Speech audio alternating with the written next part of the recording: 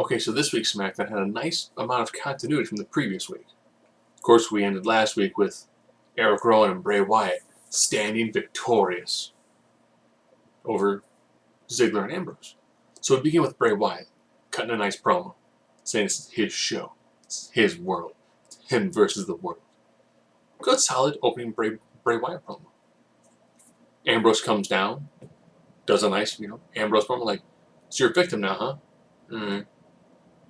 Spouting the same stuff you did before. With Bray like, "Well, come on in the ring then. Let's settle this." And he's like, "Nah, I'm not getting in the ring. Nah.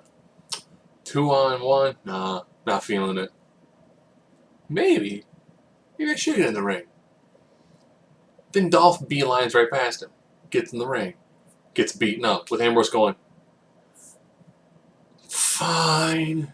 Then he gets beaten down. Ziggler goes to super kick Bray Wyatt while he's got Ambrose's sister Abigail. Wyatt sees it coming. Slides Ambrose. So he takes super kick to the back of the head. Wyatt's victorious. So of course, you know what that means? We got to have a tag match for the main event. With, of course, Ziggler going over. Nice. I liked it. They work well. I do like the two guys feuding and having a common enemy make a tag team. Works well.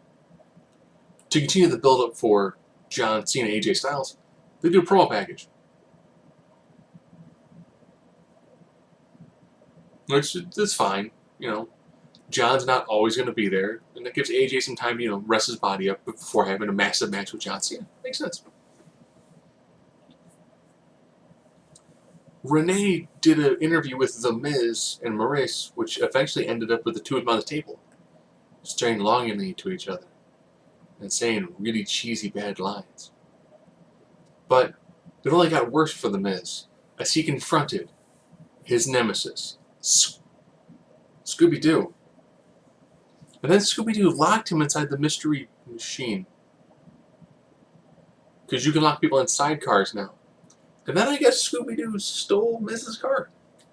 So the Miz got carjacked by Scooby-Doo.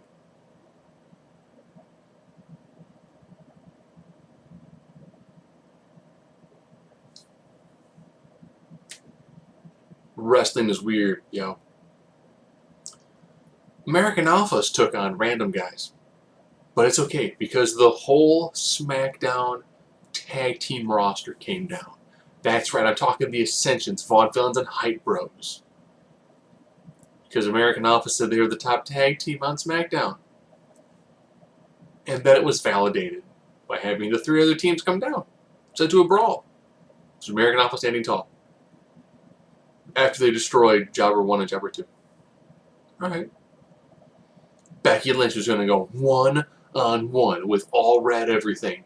The enigmatic, vivacious, apocalyptic, sensual, exotic, there's the long, it's been transcribed already.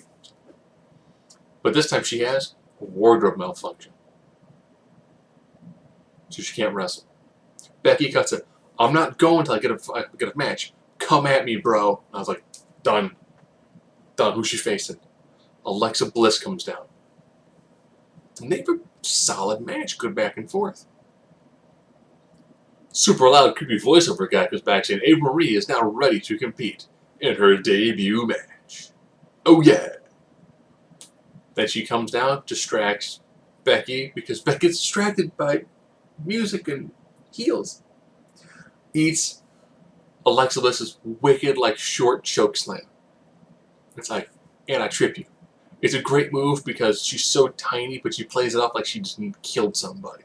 Hits her finisher, Twisted Bliss, 1, 2, 3. That's right. That's right. Becky Lynch's 2 matches in on the SmackDown brand, and she's lost them both. Woohoo! Carmella's going to have her match with Natalya. Natty goes for the beatdown from behind, but on the apron, nope.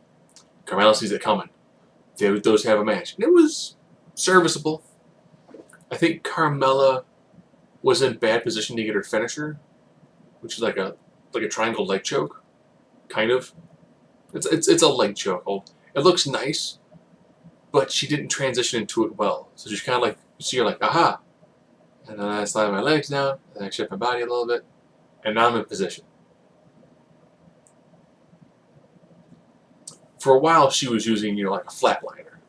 I think it still needs a move to be done before the setup. It's kind of like when you see the backstabber into the bank statement. It needs an additional move. If she could do a bulldog or a facebuster, something like that, where the opponent is already down, and she's got, essentially from like she has her legs forward, so her legs are already, she can then just do a pivot, wrap her legs, and go into the submission. It'd be much cleaner. This one, she was just kind of off a little bit, but solid match, worked well. 2 nice debuts for NXT. They got enough out of those two to make a serviceable 2-hour show. Randy Orton took on Del Rio.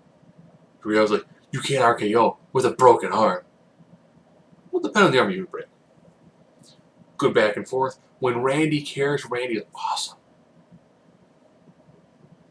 And he wins by DQ because Del Rio brings El Chero. Because he's channeling La Parka, the chairman of WCW.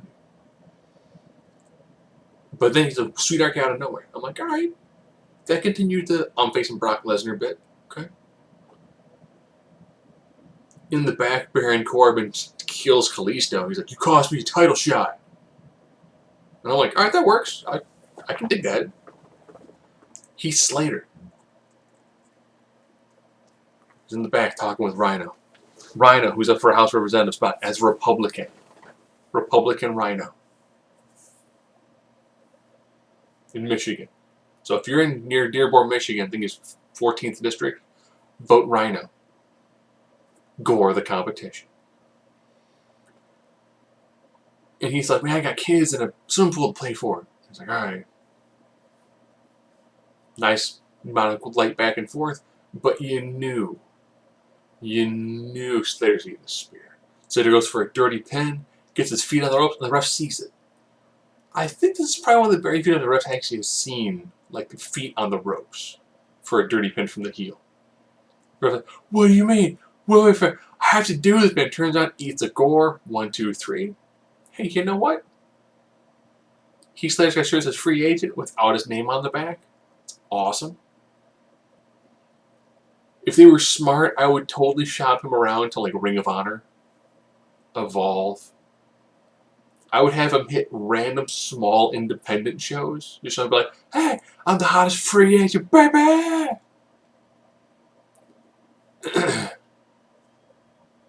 So all in all, not a bad episode. They do, ironically, Raw feels really long at 3 hours. SmackDown feels really short at 2. But they progressed their storylines well enough going into SummerSlam. It will be interesting to see how they balance it once they have 2 more titles if they go that route.